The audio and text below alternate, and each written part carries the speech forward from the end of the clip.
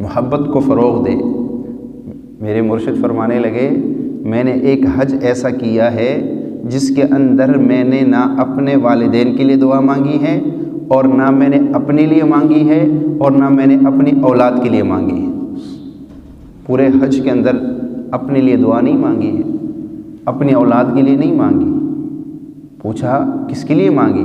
ان کے لیے مانگی جنہوں نے ساری زندگی ہمیں ستایا، ان کے لیے خیر مانگا، ان کے لیے برکت مانگی، ان کے لیے توانگری مانگی، ان کے لیے مانگا جنہوں نے ہمیں ستایا ہے، جو میرے رشتہ دار ہیں، میں نے ان کے لیے مانگی ہے۔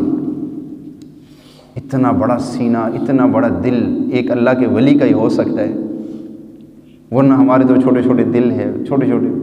یہ فرقوں میں ہم کیوں بٹ گئے؟ یہ دل کی تنگی کی وجہ سے بٹ گئے۔